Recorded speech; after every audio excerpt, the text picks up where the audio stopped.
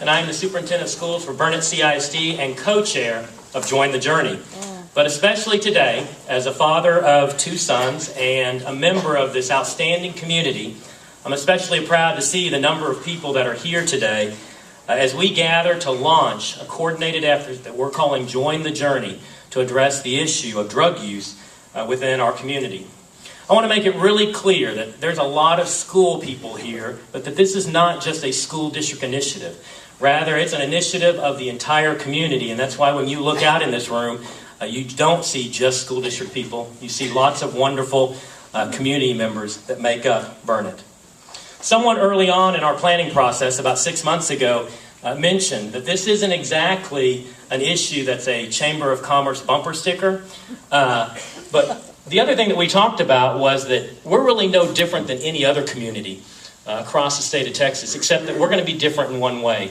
We're going to recognize the fact that students using drugs, adults using drugs, it's an issue within our community, and that we're going to address the issue and be proactive about it so that no family ever has to experience the loss of a loved one. And so that's why we're here today. What we know is that this issue can't be solved by just one person or a small group of people, but rather we have to come together as a whole community. And that's exactly what we're doing today. So before proceeding with our program, I want to tell you about a couple of people who have really made today possible. First off, I want to say thank you to all the volunteers, the people that you see in green t-shirts. For the most part, all of these people have been part of the process from the very beginning. And today didn't just happen yesterday. It's been happening over a 6-month period where we've been having conversations about how do we really address this issue. And so I want you to help me say thank you to all of these volunteers who have spent their time envisioning and dialoguing about this issue.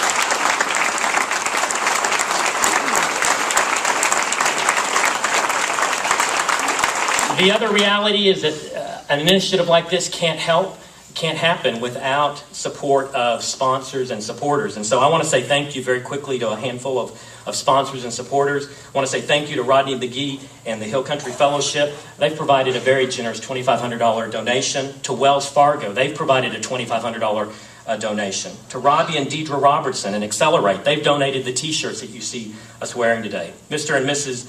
Jim Luther Sr. and Stitch America for donating the banner that's behind me and out in front of the building. Chad Nelson for all of the web design work. We're launching our website today. To Sheriff Smith for providing many of the educational resources that you'll find on one of the back tables. To Janet Christiansen for providing the home drug testing kits that are available here today and will be available at our high school.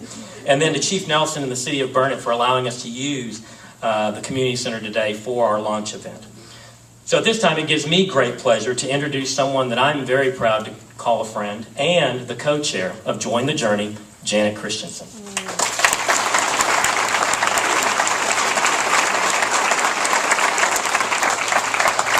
Thank you. 9/11, we all remember where we were that terrible day, and we knew it would forever change us. We were shocked and devastated at the senseless loss of life and vowed to seek justice against our enemies. We pulled together as a nation to protect our citizens and homeland from future attacks. While this was a national tragedy, we all have personal events that mark time in our families as well. December 14th, 2011 was our family's personal 9/11 tragedy. That was the day I lost my son Caleb, and our family would never be the same. The enemy was drugs and the people that promote them. Caleb could have kept the enemy away from harming him by saying no to drugs, but he let his guard down and the enemy prevailed. I was naive in recognizing the signs, unprepared to rescue Caleb from drug abuse, and when I tried to seek help, I quickly discovered that Burnet couldn't provide much help locally. After losing Caleb, I just wanted to be alone and private in my grief, but I felt compelled to sound the alarm so other families would be equipped to protect their children from this family tragedy. I didn't want his death to be in vain, so last summer I began meeting with community leaders, elected officials, and those running for office, hoping to gain interest in fighting the war on drugs in a collaborative manner. To be successful, we have to work together, not in a vacuum. If parents knew they could seek guidance from schools, churches, law enforcement, and the judicial system and find local counseling, then maybe we could not only teach our kids to resist the temptation, but we would be prepared to rescue those already entangled in the snare of drugs. In the past year and a half, I've received several desperate calls from other parents concerned for their kids, looking for answers. Tragically, Burnet lost another young person to drugs, this time a high school student. As a community, we had to respond. The situation was urgent. I began to gather information on resources and education about drug abuse and went to Chad Nelson to help me create a website for families. He put together an excellent tool that you'll get a chance to see today. In my many meetings and phone calls, I was encouraged at the willingness of people to join the fight. We just needed direction, organization, and a plan. Dr. McBurnett was the person that could provide those skills and help turn this grieving parent's vague ideas into what we're unveiling today. I'm incredibly grateful to him for making this effort such a high priority. With the input of around 60 community leaders, parents, and students, we began to brainstorm how to attack the problem. Many ideas were discussed, including localized counseling, mentoring, and jobs programs for at-risk kids, free drug tests available to parents, resources, education opportunities for both parents and youth, a safe place for kids to hang out, encouraging a positive rapport between youth and law enforcement, safe harbor legislation that encourages friends to bring someone who's overdosed to the hospital without fear, a tough-on-crime approach to those seeking to harm our youth, and the list goes on. We narrowed down our ideas to 4 core strategies: treatment, resources, education, and communication. Today, along with your support, we will join the journey and attack the problem head-on with determination and dedication. The message is simple. This community cares about its citizens. Don't do drugs. It's a deadly choice. If you're using drugs or know someone who is, there is help and hope. Don't give up. If you're providing drugs to our citizens, you'll be caught and prosecuted. Simple ideas, and together we can accomplish the goals that we've set forth. I'd like to introduce our District Attorney, Sonny McAbee, who's been a vital part of our core group. It only took one conversation with him for me to recognize his heart for the citizens of this community. He's going to speak to how his office contributes to our journey. Thank you.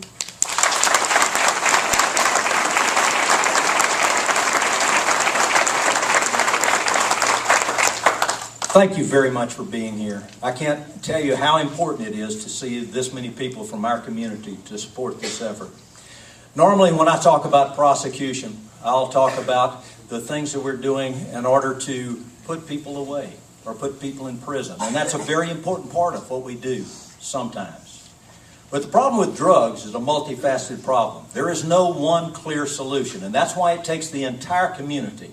We have to look at every tool we have available, whether it's early intervention for those people that have not adapted their life to drugs yet and can be helped, whether it's punitive measures when people not only have adapted to their life with drugs, but also spread that poison to other people. If it's education, so that people don't become involved in drugs. We can only accomplish a safer, better community and a drug-free community if we work together. We're not going to do it. One person doesn't have the answers.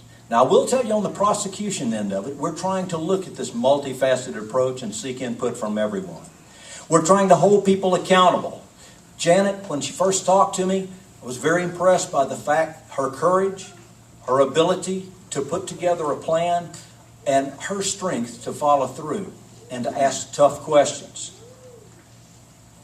We have used a tool that's very little used throughout the state. It's the fact that we can hold people accountable when they deal drugs that cause the death of someone else. The legislature has provided us with a tool, and we've used that tool. In this case specifically, people that use drugs should be accountable for their conduct. And when we've got a tool that will enable us to hold the people responsible for spreading the poison and causing the death of other people that have been affected by the poison, we're going to use it. This community has been extremely supportive. of making sure there is strong law enforcement, and law enforcement has long been on board with wanting to eradicate drugs in this community. The citizens have been tremendous. When I talk to grand jury members, they're very adamant about wanting to do something in this community. This is a great time for all of us to get together. And with Janet Christiansen's leadership and Keith Burnett's leadership, as well as all of the other people that you see up in the front of the room, this is a wonderful opportunity that we can't afford to waste. We have to get together and accomplish this message, accomplish this mission. Thank you for your support. Thank you for your continued support. Looking forward to working with all of you and all of these people in the future. Thank you, Kim.